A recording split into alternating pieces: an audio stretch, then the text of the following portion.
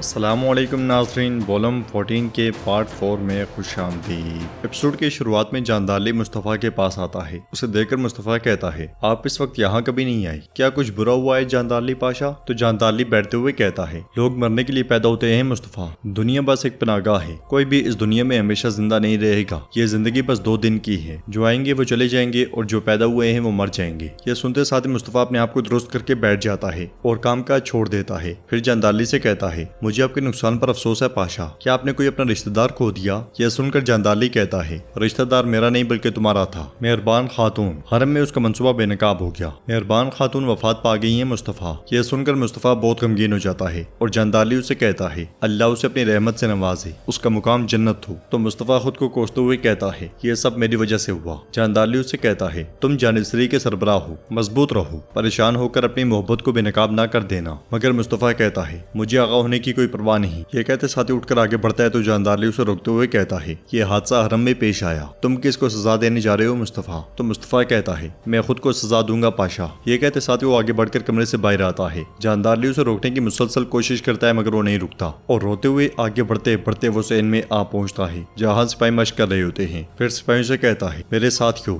رک جائیں، میں ایک اعتراف کرنے جا رہا ہوں، جمع ہو جائیں۔ یہ سن کر سب جانشری سپاہی اس کے آس پاس جمع ہو جاتے ہیں۔ مصطفیٰ مزید کہتا ہے، میں آپ کا سربراہ کارہ مصطفیٰ ہوں، میں نے جہالت کا مظاہرہ کیا، میں نے اپنے دل سے دھوکہ دہی کر کے شاہ خراسان کے احکام کی نافرمانی کی۔ اب جانشری فوج کے یہ جوتے میرے لیے ناقابل قبول ہیں، میں انہیں پہننے کے قابل نہیں۔ یہ کہتے ساتھ ہی مصطفیٰ جوتے اتار دیتا ہے۔ سپاہی مسلسل کہتے ہیں، مت کریں ہمارے آغا مت کریں۔ تو مصطفیٰ انہیں روکتے ہوئے کہتا ہے، مداخلت نہ کرنا، یہ میں نے خود کیا اور میں اس کا مستحق ہوں۔ بھائیو، میں نے جو حلف اٹھایا تھا میں اس پر قائم نہ رہ سکا، اب مردانگی کا مظاہرہ کرنے والی یہ ٹوپی میرے لیے حرام ہے۔ یہ کہتے ساتھ ہی مصطفیٰ اپنی ٹوپی اتار دیتا ہے اور اسے بھی پاؤں میں رکھ دیتا ہے۔ پھر مزید کہتا ہے، میں نے نافرمانی کی، میں غافل بن گیا، ہماری صحبت کی نمائندگی کرنے والے یہ کپڑے میرے کندھوں کو مزید نہیں ڈھانپ سکتے، اب سے میں تمہارا ساتھی نہیں ہوں، میں تمہارا آغا بھی نہیں ہوں، میں اپنی نظروں میں ہی گر گیا۔ ساری چیزیں اتارنے کے بعد مصطفیٰ جاندارلی کی جانب دیکھتا ہے اور محل سے نکل جاتا ہے۔ یہ منظر دیکھ کر خود جاندارلی بھی دکھی ہو جاتا ہے۔ دوسری طرف جاوید اپنے ساتھیوں سے کہہ رہا ہوتا ہے، خضر چلیبی نے ہماری تمام کتابیں لے لیں، وہ مکمل تفتیش کر رہا ہے، جو بھی چیز اسے غلط لگی وہ سلطان کو اسے آگاہ کرے گا اور وہ سلطان پر اثر انداز ہونے کی پوری کوشش کرے گا۔ جلال الدین پوچھتا ہے، ہمیں کیا کرنا چاہیے، کیا ہم اسے انکار کریں گے؟ تو جاوید کہتا ہے، ہم نے سیلم کے سامنے ایسا نہیں کیا اور ہم جانتے ہیں کہ ہمارے ساتھ کیا ہوا، ہمیں مجبوراً کچھ وقت تک اس سے انکار کرنا پڑے گا۔ تو جلال الدین کہتا ہے، آپ ٹھیک کہتے ہیں، خضر چلیبی اب ہم سے مزید بدتر اور سختی سے پیش آئے گا۔ تو جاوید کہتا ہے، مایوس نہ ہوں، ہم جلد ہی سلطان محمد پر اثر انداز ہونا شروع کر دیں گے۔ جلال الدین کہتا ہے، پچھلی بار ہم نے تیمور پر اثر انداز ہونے کا انتظار کیا، پھر کیا ہوا، کیا تمہیں یاد ہے؟ تو جاوید کہتا ہے، اس نے صرف ہمیں تکلیف نہیں دی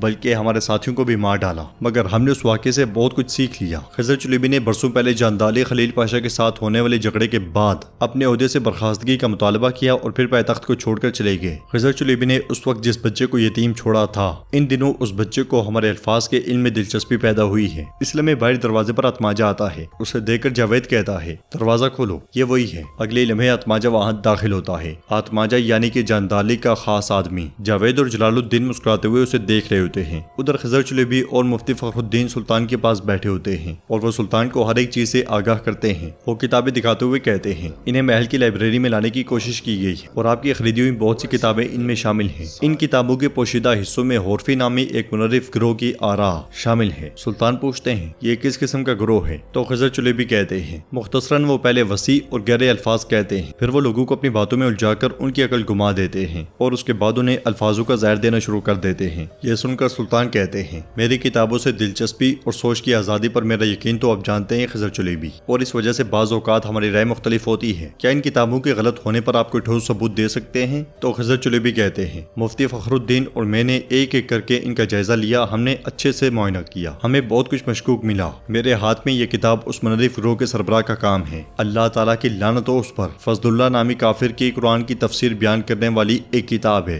نمبروں پر مبنی اس کے خیالات اس کتاب میں صفحہ نمبر 28 اور 32 میں بڑے پیمانے پر بحث کرتا ہے۔ وہ اپنی کتاب کے اندر ہی ہمارے مقدس مذہب کی غلط تشریح شروع کر دیتا ہے اپنے جھوٹے عقائد کے ساتھ۔ سلطان پوچھتے ہیں، یہ کس قسم کی غلط تشریحات ہیں؟ تو مفتی فخر الدین کہتے ہیں، سورۃ الفاتحہ، کلمہ شہادت، اور یہاں تک کہ نماز میں رکعات کی تعداد عربی میں 28 اور فارسی حروف میں 32 درج کی گئی ہے، اور لوگوں کو متاثر کرنے کے لیے چاروں کو پڑھنے کا علم دکھا کر وہ لوگوں کے خوابوں کو استعمال کرتا ہے، اور وہ دعویٰ کرتا ہے کہ معراج کا مقصد لوگوں کے چہروں پر لکیریں دیکھنا ہے، نعوذ باللہ۔ خضر چلیبی کہتے ہیں، میرے سلطان فضل اللہ کافر سورۃ المنتہا میں ہمارے نبی صلی اللہ علیہ وسلم کے سامنے جو نامعلوم چیز ظاہر ہوئی تھی، اس کا کہنا ہے کہ یہ اسی کا وجود تھا، نعوذ باللہ۔ وہ قیامت کی بھی غلط تشریح کرتا ہے، وہ کہتا ہے کہ قیامت سے قبل مہدی کی آمد ہوگی، اور اس کا کہنا ہے کہ وہ آخری امام ہیں، اس کی ہر بات میں جھوٹ اور گستاخی شامل ہے، وہ توہین رسالت کے سوا کچھ نہیں کرتے۔ پھر اپنی ٹوپی اتار کر رکھنے کے بعد خضر چلیبی سلطان سے کہتے ہیں، سلطان میں بطور درنگی قاضی کی بات نہیں کر رہا، بلکہ عام لوگوں کی طرح مخاطب ہو رہا ہوں۔ ان لوگوں سے محتاط رہیں جو ان کتابوں کو آپ کی لائبریری تک لے آئے ہیں، خاص طور پر جاوید افندی سے۔ یہ سن کر سلطان پوچھتے ہیں، ہم کیسے جان سکتے ہیں کہ جاوید افندی فضل اللہ پر یقین رکھتا ہے؟ کیا آپ کے پاس کوئی گواہ یا ثبوت ہے؟ تو خضر چلیبی کہتے ہیں، ہم اسی وجہ سے یہاں آئے ہیں، اگر آپ ہمیں اجازت دیں تو ہم تحقیق کرنا چاہتے ہیں، ایک گہری تحقیقات۔ یہ سنتے ساتھ ہی سلطان سوچ میں پڑ جاتے ہیں۔ ادھر آتماجہ جاوید اور جلال الدین کے ساتھ بیٹھ جاتا ہے۔ جاوید کہتا ہے، ان کے والد حسن افندی ریاست کی حفاظت کی خاطر اپنی جان کی بھی پرواہ نہیں کی، انہیں بہتان کے ساتھ پھانسی پر لٹکا دیا گیا۔ تو جلال الدین کہتا ہے، یہ وقت انتقام لینے کا ہے۔ جواباً آتماجہ کہتا ہے، میں صرف انتقام کی خاطر آپ کے ہمراہ نہیں ہوں، میں آپ کے علم کی روشنی سے اپنا راستہ روشن کرنے آیا ہوں، الفاظوں کا علم مجھے آپ تک لے آیا۔ یہ سن کر جاوید کہتا ہے، انشاءاللہ